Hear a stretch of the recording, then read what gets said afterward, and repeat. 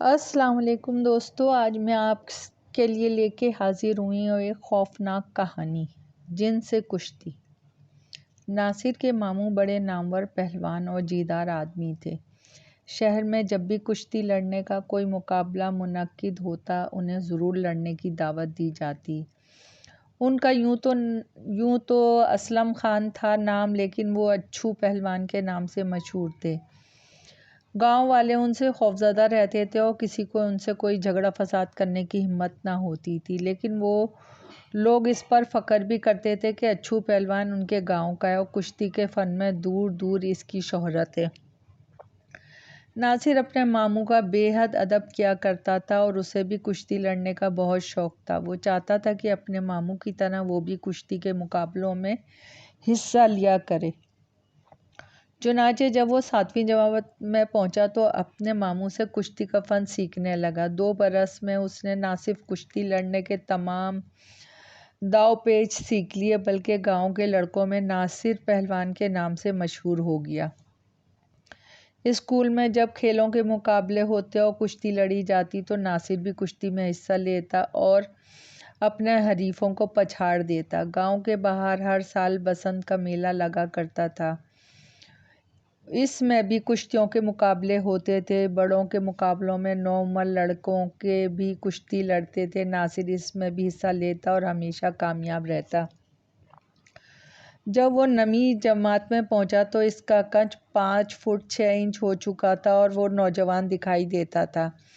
گاؤں کے خالص خوراک اور صاف آب و ہوا کے سبب وہ کافی صحت مند اور توانا تھا۔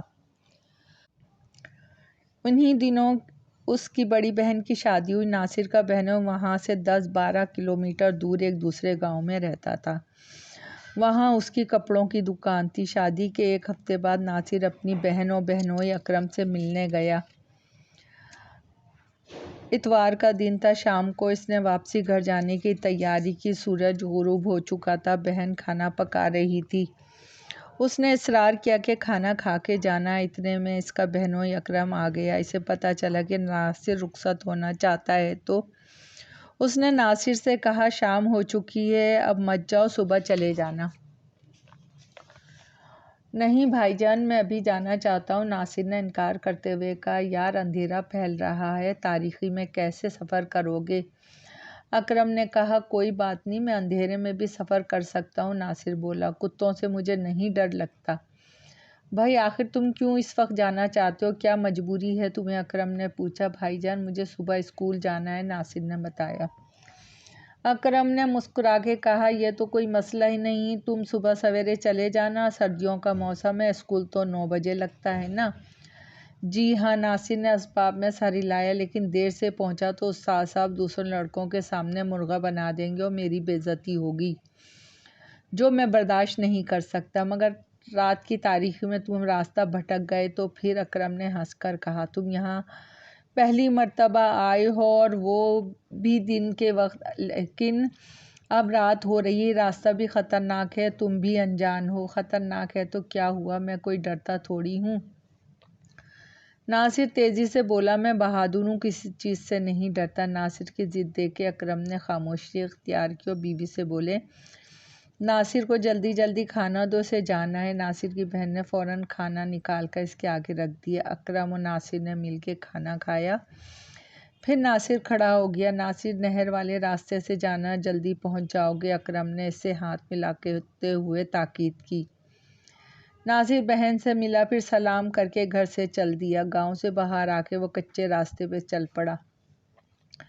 اندھیرا پھیل چکا تھا۔ سرد ہوا کے سبب سردی میں اضافہ ہو رہا تھا۔ گاؤں میں بجلی نہ ہونے کے سبب لوگ سرِ شامی گھروں میں دپک جایا کرتے تھے۔ چنانچہ اس وقت راستہ تاریکی اور ویران تھا۔ تھوڑے دور چلنے کے بعد ناصر کو یاد آیا کہ اس نے اکرم سے یہ تو پوچھا ہی نہیں کہ نہر کس طرف ہے اور اس طرح کون سا راستہ جاتا ہے۔ اس نے سوچا کہ وقت ضائع ہوگا اگر وہ پلٹ کے پوچھنے جائے گا، چنانچہ وہ اسی راستے پہ آگے بڑھتا رہا۔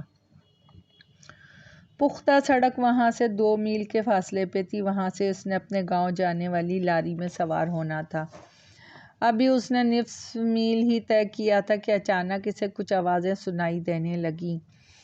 یوں لگتا تھا جیسے چند افراد آپس میں بات کر رہے ہوں۔ اس نے آنکھیں پھاڑ پھاڑ کے ادھر ادھر دیکھا، لیکن گہری تاریکی کے سبب کچھ نظر نہ آیا۔ وہ حیران ہوا کیونکہ آواز قریب سے ہی آ رہی تھی، مگر بولنے والے نظر نہیں آ رہے تھے۔ راستے کے دونوں طرف گھنے درخت اور خودرو جھاڑیاں تھیں، جس کی دوسری جانب کھیتوں کے سلسلے تھے۔ ان غیبی آوازوں نے اس پہ خوف سا طاری کر دیا، پھر بھی وہ ہمت کر کے دوبارہ آگے بڑھنے لگا۔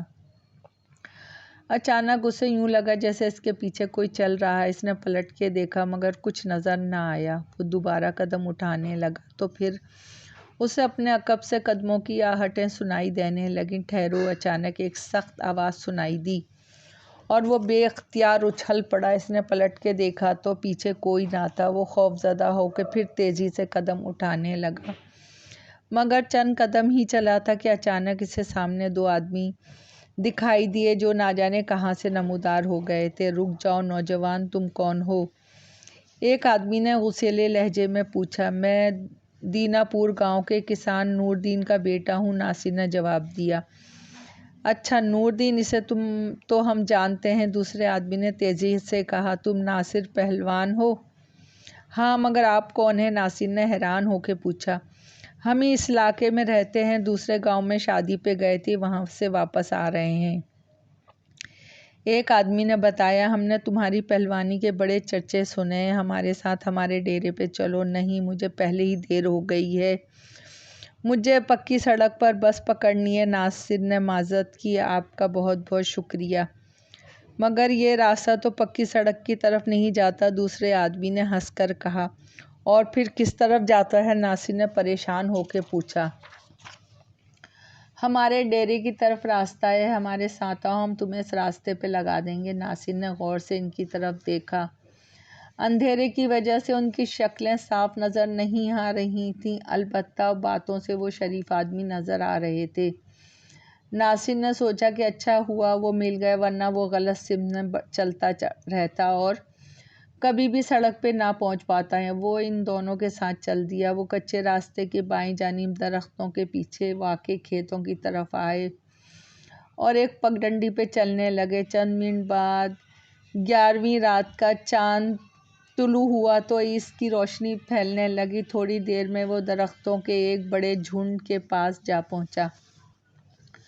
دونوں آدمی ناصر سے آگے چل رہے تھے۔ درختوں کے جھنڈ کی دوسری جانب پہنچے تو وہاں ایک چھوٹا سا میدان تھا، اس میں چند افراد کھڑے آپس میں باتیں کر رہے تھے، مگر ان کی آوازیں سن کے ناصر ایک دم خوفزدہ ہو گیا، کیونکہ یہ وہی آوازیں تھیں جو وہ کچھ دیر پہلے کچی سڑک پہ سن چکا تھا۔ آپ کا ڈیرا ابھی کتنی دور ہے؟ ناصر نے اپنے ہمراہیوں سے پوچھا۔ وہ تو ابھی کافی دور ہے، ایک آدمی نے جواب دیا۔ اتنے میں وہ اس میدان کے قریب پہنچ گئے جہاں چند افراد کھڑے ہوئے تھے۔ دونوں آدمی اس کے قریب رک گئے تو ناصر کو بھی رکنا پڑ گیا۔ وہ 6-7 افراد تھے۔ ناصر کے ہمراہ آنے والوں نے ان سے کہا، لو بھائی، ہم ناصر پہلوان کو لے آئے ہیں۔ اس بات سن کر ناصر کو حیرانی ہوئی۔ اس نے پوچھا، کیا مطلب ہے آپ کا؟ ان میں سے ایک کہنے لگا، بھائی، ہم نے تمہاری بہادری اور پہلوانی کے بہت چرچے سنے ہیں، ہمارا یہ لڑکا تمہارے ساتھ کشتی لڑنا چاہتا ہے، مہربانی کرو اس کا شوق پورا کرنے کے لیے اس کے ساتھ مقابلہ کرو۔ ناصر نے اس لڑکے کی طرف دیکھا، وہ اس کا ہم عمر معلوم ہوتا تھا، جسم و صحت میں بھی وہ ناصر کا ہم پلہ نظر آتا تھا۔ ناصر بولا، اس وقت مجھے جلدی ہے، میں نے گھر جانا ہے، پھر کبھی سہی۔ نہیں، وہ لڑکا تیزی سے بولا، میں تو ابھی لڑوں گا تمہارے ساتھ۔ بھائی، لڑکے کا دل مت توڑو، اس کے ساتھ مقابلہ کرو۔ ایک بوڑھا سا آدمی بولا، میں تم دونوں کی ہار جیت کا فیصلہ کروں گا، اس بیچارے کی حسرت پوری ہو جائے گی۔ اس آدمی کی درخواست پہ ناصر نے سوچا، بزرگ کا کہنا مان لینا چاہیے، ایسا نہ ہو کہ وہ لوگ اسے مغرور سمجھیں۔ چنانچہ وہ اس لڑکے سے کشتی لڑنے پہ رضامند ہو گیا۔ لڑکا بھی اسی کی طرح جوان نظر آتا تھا، لیکن ناصر تجربے کار تھا، وہ نوجوان اناڑی۔ ناصر کو امید تھی کہ وہ اس نوجوان کو شکست دینے میں کامیاب ہو جائے گا۔ اس نے بوڑھے آدمی سے کہا، اچھا جناب، آپ کہتے ہیں تو میں لڑنے کو تیار ہوں، ہار جیت کا فیصلہ ذرا انصاف سے کیجیے گا، کیونکہ مقابلہ جلد بازی میں کوئی بھی قسم کی ناانصافی پسند نہیں کرتا۔ ارے تم لڑو تو صحیح، اس شوقین یا پہلوان نے ہنس کے کہا۔ میں تمہیں 1 منٹ میں چت کر دوں گا، بوڑھا آدمی بولا۔ گلو ایسے ہی بڑکیاں مت ہانکو، ناصر بڑا ماہر پہلوان ہے، میلوں میں پہلوانوں کا مقابلے میں نے دیکھا ہے، اس میں ناصر نے اپنے تمام حریفوں کو پچھاڑ دیا ہے۔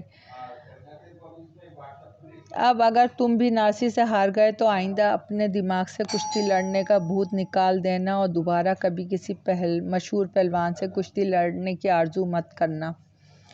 تم بے فکر ہو چچا، میں ناصر کو ایسے داؤ ماروں گا کہ یہ دوبارہ کبھی کسی سے مقابلہ کرنے کی جرأت نہیں کرے گا، نوجوان نے ہنس کر کہا۔ اس کی بات سن کے ناصر نے دل میں سوچا، یہ ضرور ہارے گا کیونکہ اس میں تکبر بہت ہے اور اللہ تعالیٰ تکبر کرنے والوں کو ہمیشہ رسوا کرتا ہے۔ اس نے آگے بڑھ کے اس نوجوان کو للکارا۔ نوجوان گلو نے فوراً لنگوٹ کسا اور ناصر کے سامنے آ کھڑا ہوا۔ ناصر نے دیکھا اس کی آنکھیں جوش سے سرخ ہو رہی تھیں اور سر کے بال کانٹوں کی طرح کھڑے ہو گئے تھے۔ دونوں میں مقابلہ شروع ہوا۔ گلو بڑھ چڑھ کے حملے کرنے لگا۔ ناصر نے محسوس کیا کہ گلو اس سے کئی گنا زیادہ طاقتور ہے، مگر اسے لڑنے کا ڈھنگ نہیں ہے وہ کشتی کے داؤ پیچ سے ناواقف تھا۔ بوڑھا اور اس کے ساتھی ان دونوں کے گرد دائرہ بنائے کھڑے بڑی دلچسپی سے مقابلہ دیکھ رہے تھے۔ ان دونوں کا حوصلہ بڑھانے کے لیے شاباش، واہ واہ کے نعرے لگا رہے تھے۔ چند لمحوں بعد ناصر نے گرد و پیش پر نظر ڈالی تو اسے حیرت کا جھٹکا لگا۔ تماشائیوں کی تعداد کافی بڑھ چکی تھی۔ اب وہاں 6-7 کے بجائے 30-40 افراد کا مجمع دکھائی دے رہا تھا اور وہ سب دلچسپی سے ان دونوں کی کشتی دیکھ رہے تھے۔ ناصر نے سوچا کہ اتنے بڑے ہجوم میں اگر وہ ہار گیا تو ہر طرف اس کی بدنامی ہوگی۔ وہ ایک اناڑی نوجوان سے شکست کھا گیا۔ گلو نے ناصر کو گرانے کے لیے دھوبی پٹھرا مارا، لیکن ناصر نے فوراً اس کی کمر میں ہاتھ ڈال کے جھٹکا دیا اور پھر داؤ مار کے اسے گرا دیا۔ گلو نے تیزی سے اٹھنا چاہا لیکن ناصر نے تیزی سے اس کا پاؤں پکڑا اور موڑنے لگا۔ گلو دوبارہ زمین پہ لڑکھڑا گیا۔ پھر اس نے دوبارہ اٹھنے کی کوشش کی تو ناصر نے پھرتی سے بڑھ کے اس کا بازو پکڑا اور جھٹکے سے کھینچا، جس پہ گلو سیدھا ہو گیا۔ ناصر فوراً اس کے سینے پہ چڑھ بیٹھا۔ گلو چت ہو گیا۔ فوراً ہی تماشائیوں نے ناصر کی جیت کا نعرہ بلند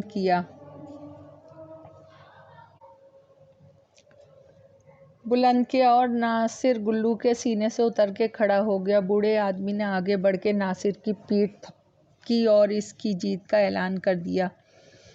بوڑھے نے ناصر کا جیت کا اعلان کیا تو گلو غضبناک ہو کے زمین سے اٹھا۔ ناصر نے تماشائیوں کی طرف دیکھا تو اسے حیرت کا جھٹکا لگا۔ تمام لوگ غائب ہو چکے تھے اور صرف وہی 5 افراد وہاں نظر آ رہے تھے جو شروع میں وہاں موجود تھے۔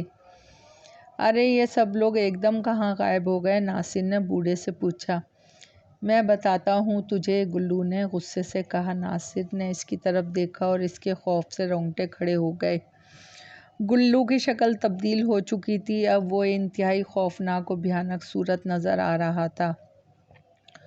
اس کے ہاتھ پاؤں اور بازو لمبے ہو چکے تھے۔ آنکھیں بھی عام انسانوں سے زیادہ بڑی نظر آ رہی تھیں جو غصے کی شدت سے سرخ ہو چکی تھیں۔ اس کی بدلی ہوئی شکل و جسامت دیکھ کر ناصر دہشت کے مارے کانپنے لگا۔ یقیناً وہ انسان نہیں، کوئی جن تھا۔ اس نے جھپٹ کر ناصر کو گردن سے پکڑا اور دونوں ہاتھوں سے اس کا گلا دبانے لگا۔ ناصر کی زبان باہر نکل آئی اور اسے اپنا سانس رکتا ہوا محسوس ہونے لگا۔ اسے یوں لگ رہا تھا جیسے گلو اس کی جان لیے بغیر نہیں چھوڑے گا۔ وہ گلو کے مقابلے میں خود کو بے بس و معذور پا رہا تھا۔ خوف سے اسے اپنے دل کی دھڑکن رکتی محسوس ہونے لگی، مگر اس سے پہلے کہ اس کا دم نکلتا، بوڑھے نے آگے بڑھ کے گلو کی گرفت سے ناصر کو چھڑایا اور گلو کو پیچھے دھکا دیا۔ ناصر گہرے گہرے سانس لینے لگا، مگر اس پہ بے پناہ خوف طاری ہو چکا تھا۔ ناصر بیٹا، تم بھاگ جاؤ، بوڑھے نے ناصر سے کہا۔ آپ لوگ کون ہیں؟ ناصر نے خوف سے لرزتے ہوئے پوچھا، بیٹا ہمارا تعلق جنات سے ہے۔ بوڑھا کہنے لگا، گلو کو تمہارے ساتھ کشتی لڑنے کا بہت شوق تھا، لیکن میری اجازت کے بغیر کوئی جن کسی انسان سے نہیں لڑ سکتا، کیونکہ میں جنات کے اس قبیلے کا سردار ہوں جو اس جھنڈ میں رہتا ہے۔ تم سڑک پہ جاتے ہوئے نظر آئے تو گلو نے مجھے اپنی خواہش کا اظہار کیا کہ میں ناصر سے کشتی لڑنا چاہتا ہوں۔ میں نے کہا، تم جن ہو، تم ناصر کو اپنی طاقت سے مار ڈالو گے۔ اس نے وعدہ کیا، میں انسانوں کی طرح کشتی لڑوں گا اور اگر ہار گیا تو ناصر کو کوئی نقصان نہیں پہنچاؤں گا۔ تب میں نے اسے تمہارے ساتھ کشتی لڑنے کی اجازت دے دی اور تم سے بھی درخواست کی کہ اس کے ساتھ مقابلہ کرو، لیکن اس نے وعدہ خلافی کی اور ہارنے پہ غضبناک ہو گیا ہے۔ میں ناصر کو زندہ نہیں چھوڑوں گا۔ گلو جن نے ناصر کو خون خوار نظروں سے دیکھتے ہوئے کہا، اس نے مجھے ہرا کے میرے قبیلے کے سامنے میری عزت خاک میں ملا دی ہے۔ سردار، آپ ایک طرف ہٹ جائیں۔ سردار جن نے گلو سے غصیلے لہجے میں کہا، گلو ہوش سے بات کرو، میں تمہارا سردار ہوں۔ اگر تم نے ناصر کو ہاتھ بھی لگانے کی کوشش کی تو میں تمہیں سخت سزا دوں گا، قبیلے سے نکال دوں گا۔ پھر اس نے ناصر سے کہا، ناصر بیٹا، میں اسے روکتا ہوں، تم بھاگ جاؤ، یہ ہمارے قبیلے کا سب سے شہزور نوجوان ہے، تمہیں مار ڈالے گا، تم اپنی جان بچا کے نکل جاؤ، جلدی کرو، مشرق کی طرف پختہ سڑک ہے۔ اس کی بات سنتے ہی ناصر پلٹ کے بھاگنے لگا۔ بوڑھا سردار جن گلو جس کا راستہ روکے کھڑا تھا، گلو نے آگے بڑھنا چاہا مگر سردار جن نے اسے پکڑ لیا۔ ناصر نے دوڑتے ہوئے پلٹ کے ان کی طرف دیکھا۔ گلو جن اس کے پیچھے آنے کے لیے خود کو سردار جن کی گرفت سے چھڑانے کی کوشش کر رہا تھا۔ ناصر خوف سے ہانپتے کانپتے درختوں کے جھنڈ کی دوسری طرف آیا اور مشرق کی طرف بھاگنے لگا۔ تقریباً 2 میل دوڑنے کے بعد اچانک گھوڑے کی ٹاپیں سنائی دیں۔ اندھیرے کے سبب ناصر کو زیادہ دور کی چیز نظر نہیں آ رہی تھی۔ گھنے درختوں کی وجہ سے اس راستے پہ چاندنی روشنی بھی نہیں پڑ رہی تھی۔ چند لمحوں میں عقب سے گھوڑے کی ٹاپیں قریب آ گئیں۔ ناصر نے رک کے پیچھے مڑ کے دیکھا، ایک گھوڑا دوڑتا ہوا آ رہا تھا اور اس پر ایک سوار آدمی تھا۔ ٹھہرو بھائی، مجھے ساتھ لے چلو، ناصر نے خوفزدہ آواز میں گھڑ سوار سے کہا، خدا کے لیے میری مدد کرو، میں ایک جن میرے پیچھے لگا ہوا ہے، وہ مجھے مار ڈالنا چاہتا ہے، مجھے اس جن سے بچا لو، میں تمہارا احسان مند ہوں گا۔ گھڑ سوار نے اس کے قریب گھوڑا روکا اور ناصر کو اپنے پیچھے گھوڑے پہ بیٹھ کر دوبارہ گھوڑا دوڑانے لگا۔ گھوڑا تیزی سے دوڑ رہا تھا۔ اچانک ناصر نے گھوڑے کا قد بڑھتے ہوئے دیکھا اور چونک پڑا۔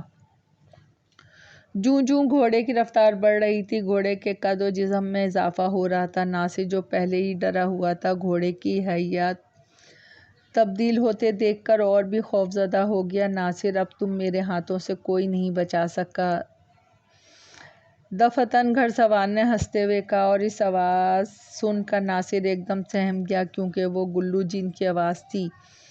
گویا گھڑ سوار جن گلو تھا۔ وہ ہنستا ہوا کہہ رہا تھا، اب یہاں تمہارا کوئی مددگار اور تمہیں بچانے والا نہیں ہے، میں تمہیں اتنی بلندی سے گراؤں گا کہ تمہاری ہڈیوں کا چورا ہو جائے گا۔ اس کی بات سن کے ناصر دہشت کی شدت سے کانپنے لگا۔